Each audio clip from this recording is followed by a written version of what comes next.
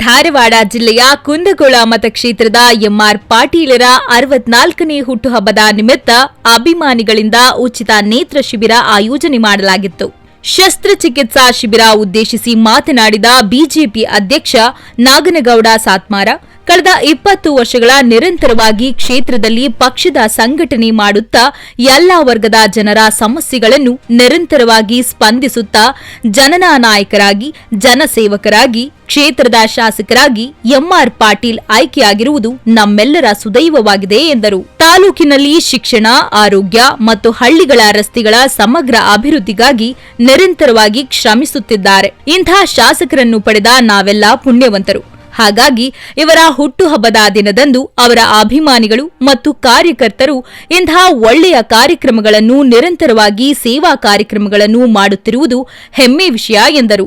ಈ ಸಂದರ್ಭದಲ್ಲಿ ಶಾಸಕರಾದ ಸಹೋದರ ಬಿಆರ್ ಪಾಟೀಲ್, ಬಸವರಾಜು ಕೊಪ್ಪದ, ಟಿಜಿ ಬಾಲಣ್ಣವರ, ಪೃಥ್ವಿರಾಜ್ ಕಾಳೆ, ನಾಗರಾಜ್ ದೇಶಪಾಂಡೆ, ರಾಜಣ್ಣ ಶಿವಳ್ಳಿ, ಶ್ರೀಕಾಂತ್ ಕಲಾಲ್, ಪ್ರಕಾಶ್ ಗೌಡ್ರು, ಬಿಟಿ ಗಂಗಾಯಿ, ಡಿವೈ ಲಕ್ಕನ್ಗೌಡ, ಪ್ರಕಾಶ್ ಕುಬಿಹಾಳ, ಗಣೇಶ್ ಕೊಕ್ಕಾಟೆ, ವಾಸು ಗಂಗಾಯಿ, ವಾಗೀಶ್ ಮನಕಟ್ಟಿಮಠ, ಸತೀಶ್ ಗೌಡ ಪಾಟೀಲ, ಸಿದ್ದು ಧಾರವಾಡ, ಬಸು ನಾವಳ್ಳಿ ಅನೇಕ ಕಾರ್ಯಕರ್ತರು ಉಪಸ್ಥಿತರಿದ್ದರು.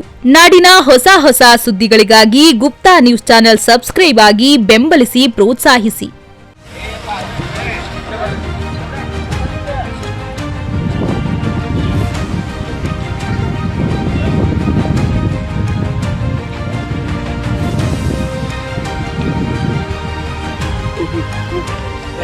ಆಗಲಿನ ಹೇಳಕತ್ತೇನೆ ನಾನು ನೋಡತ್ತೀನಿ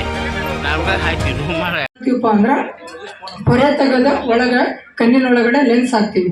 ಲೆನ್ಸ್ ಹಾಕಿದ್ರೆ ನಿಮ್ಗೆ ಏನಾಗುತ್ತಪ್ಪ ಅಂದ್ರ ದೃಷ್ಟಿ ಕ್ಲಿಯರ್ ಆಗಿ ಕಾಣುತ್ತೆ, ದೃಷ್ಟಿ ಬರುತ್ತೆ. ಲೆನ್ಸ್ ಹಾಕ್ತೇ ಹೋದ್ರೆ ದೃಷ್ಟಿ ಬರಂಗಿಲ್ಲ.